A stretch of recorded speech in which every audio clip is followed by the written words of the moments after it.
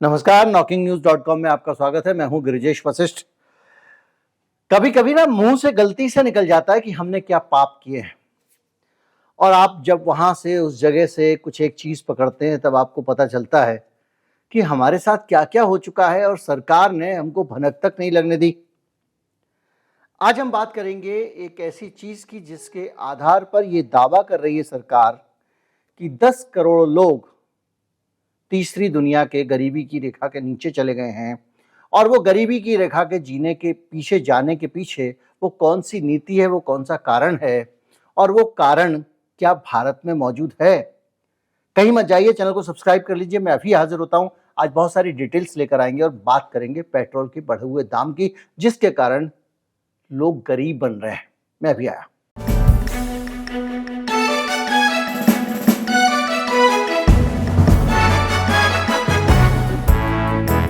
कहानी यहां से शुरू होती है कि अभी हाल में कच्चे तेल का दाम $93 प्रति बैरल पहुंच गया था।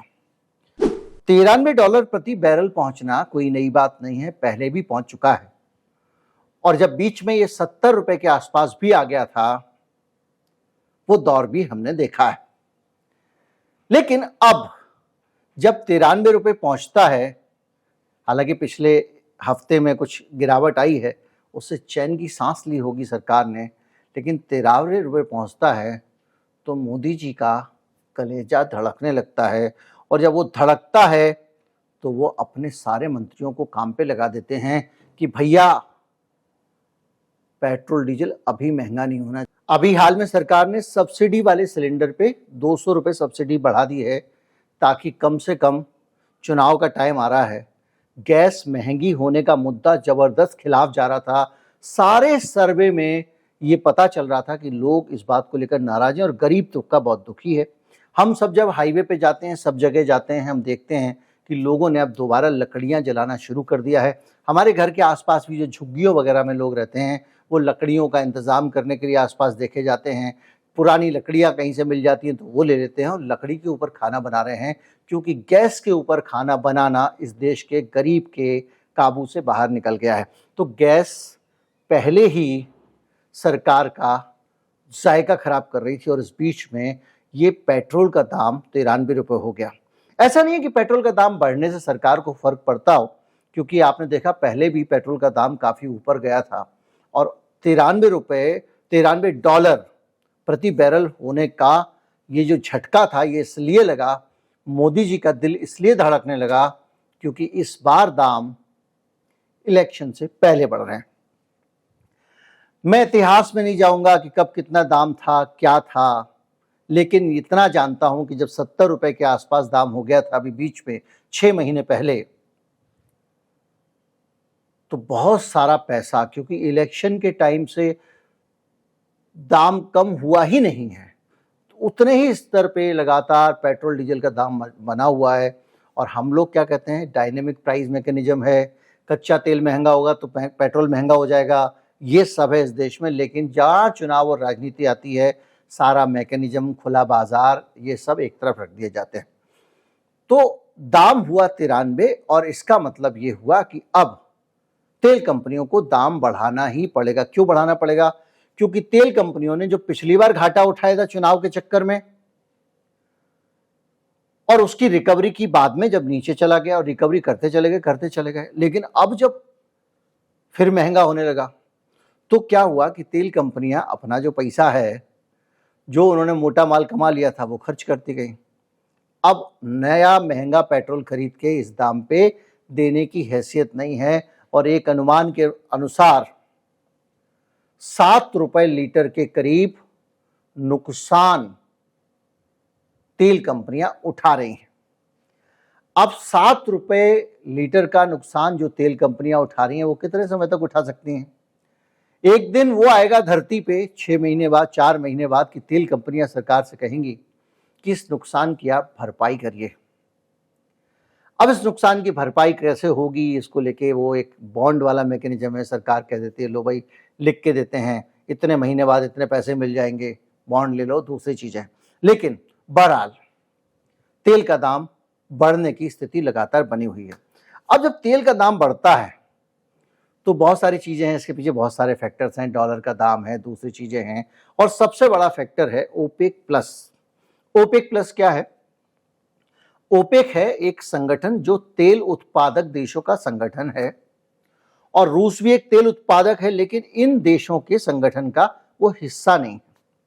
लेकिन इन लोगों ने मिलके एक नया संगठन बना लिया ओपेक, और साथ में रूस जुड़ गया तो मिलके हो गया ओपेक प्लस। अब ओपेक प्लस ने यह फैसला किया कि तेल के दाम बढ़ाने हैं तो हमको तेल का उत्पादन कम करना पड़ेगा। तेल का उत्पादन कम करने से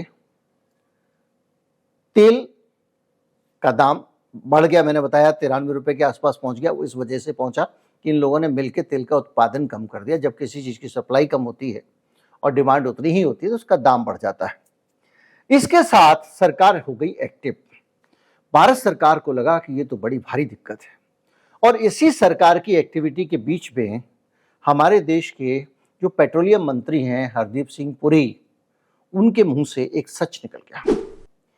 हरदीप सिंह पुरी ने कहा कि जो पेट्रोल के दाम हैं वो बढ़ने के कारण इन देशों को पेट्रोल के दाम कम करने पे विचार करना चाहिए। पेट्रोल कह रहा हूं मैं, कच्चे तेल के दाम की बात हो रही है, तो वो कम करना चाहिए क्योंकि इसके कारण बड़ा दुनिया को नुकसान हो रहा है। तो सरकार ने क्या तर्क दिया?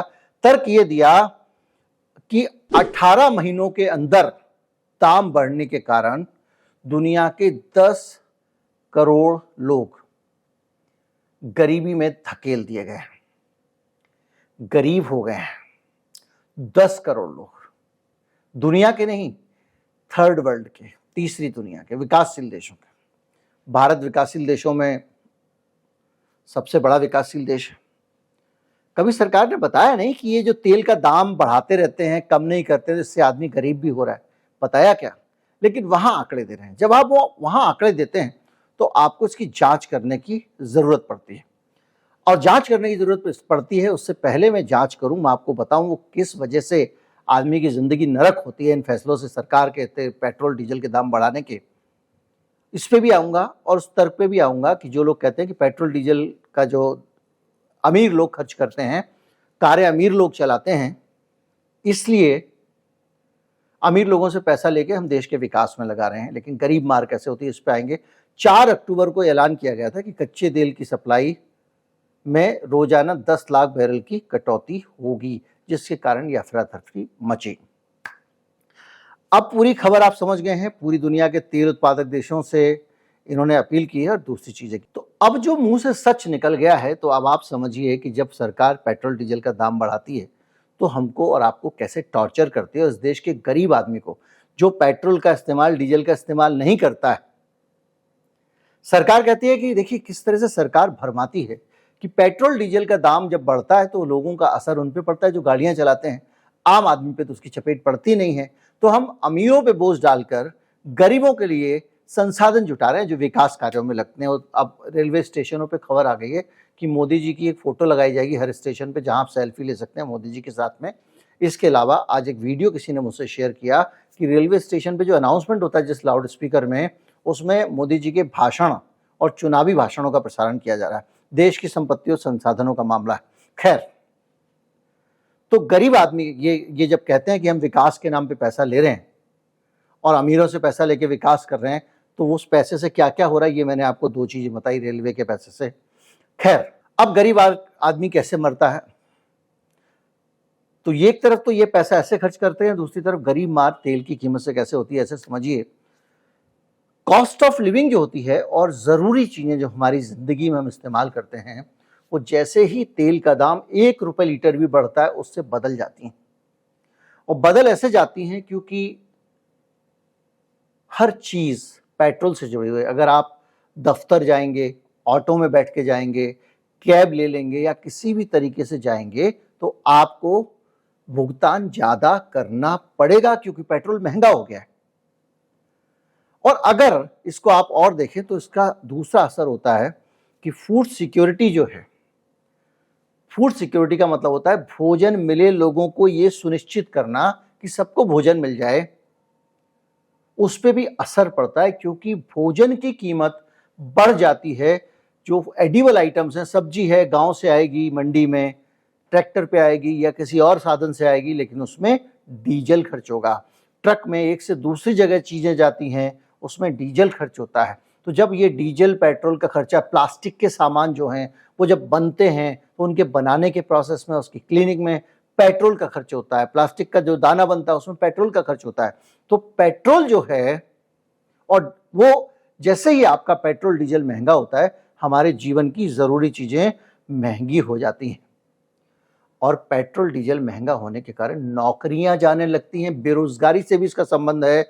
और उसकी वजह है कि जब इनकम कम हो जाती है इंडस्ट्री की, इस तरह के मद में खर्चा बढ़ने से, तो अगर इंडस्ट्री की इनकम कम हुई तो इंडस्ट्री क्या करेगा? पेट्रोल तो खरीदना कम नहीं करेगा भाई, उसको गाड़ी चलानी है अपनी। जो भी इंडस्ट्री से जुड़ी हुई है, फर्नेस ऑयल इस्तेमाल करती है या पेट्रोल का इस्तेमाल करती है, प्लास्टिक इंडस्ट्री, बहुत सारी इंडस्ट्री हैं। बिजली उसको देने ही देना है, टैक्स सरकार को देने ही देना है, जमीन का किराया, फैक्ट्री का किराया देने ही देना है। तो कटौती कहाँ करेगा? नौकरी से निकाल देगा। 4 आदमी कम रखो भैया, उन्हीं से काम चलाओ, और कोई तरीका तो है नहीं। ज्यादा दिक्कत होगी, बहुत ज्यादा दिक्कत होगी तो छोटी फैक्ट्री में शिफ्ट कर जाएगा कहीं पे। लेकिन बेरोजगारी इससे बढ़ती है, आर्थिक विकास रुक जाता है, क्योंकि किसी भी उद्योग का जब उत्पादन कम होगा, वो कम प्रोड्यूस करेगी तो देश का उत्पादन भी कम हो जाएगा। तो हमारा जो जीडीपी की ग्रोथ रेट है वही आर्थिक विकास कहलाता है, और उसके ऊपर इसका बुरा असर पड़ता है। इसके साथ साथ व्यापार, ट्रेड इम्बैलेंस हो जाते हैं। अगर भारत में आपने डीजल पेट्रोल महंगा कर दिया, भारत में बनने वाली चीजों के दाम बढ़ जाएंगे। जब दाम भारत में बनने वाली चीजों के ज्यादा होंगे तो एक देश पूरी दुनिया में, जिस दिन मान लीजिए चाइना है, वो पूरी दुनिया से चीजें इंपोर्ट कर रहा है। अब हमारे यहाँ पे अगर कॉस्ट ज्यादा होगी चीज की, तो हम वो लोटा चाइना को भेजेंगे 200 रुपए का, पाकिस्तान उसको शायद 190 का दे दे, और उसके दाम भी ज्यादा हैं तो श्रीलंका 190 का दे दे, उसके भी ज्यादा है तो मालदीव दे देगा। कोई ना कोई एक देश हमसे कम में दे पाएगा, क्योंकि हमारी कॉस्ट बढ़ गई है। तो क्या होगा? ट्रेड इंबैलेंस बढ़ गया, आपका निर्यात कम हो गया, आयात उतना ही बना हुआ है। इसके अलावा करेंसी का डेप्रिसिएशन हो जाता है, क्योंकि इंपोर्ट की कॉस्ट बढ़ने लगती है, और उसके कारण आपके ये रुपया गिर रहा है ना डॉलर के मुकाबले, इसमें भी ये फैक्टर काम करता है। सामाजिक इसका बहुत सारा बुरा असर पड़ता है, एजुकेशन पे, हेल्थ केयर पे, असेंशियल सर्विसेज पे इसका बुरा असर पड़ता है, क्योंकि हर चीज महंगी हो जाती है। इसके अलावा जो डेवलपिंग कंट्रीज हैं उनके ऊपर भी इसका बहुत बुरा असर पड़ता है। तो कुल मिला के ये जो पेट्रोल का दाम बढ़ाते हैं ना, ये हमारी और हमारे देश की प्रगति के लिए घातक है, और इस देश में गरीब को और गरीब बनाता है, लोगों की नौकरियां खा जाता है, पता नहीं क्या क्या करता है। तो ये सिर्फ 10 रुपए की कॉस्ट नहीं है, ये देश बड़ी कीमत चुकाता है। उम्मीद करता हूं हरदीप सिंह पुरी के इस बयान से निकली इन जानकारियों को आप अप्रिशिएट करेंगे और लोगों तक पहुंचाएंगे। नमस्कार, जय हिंद।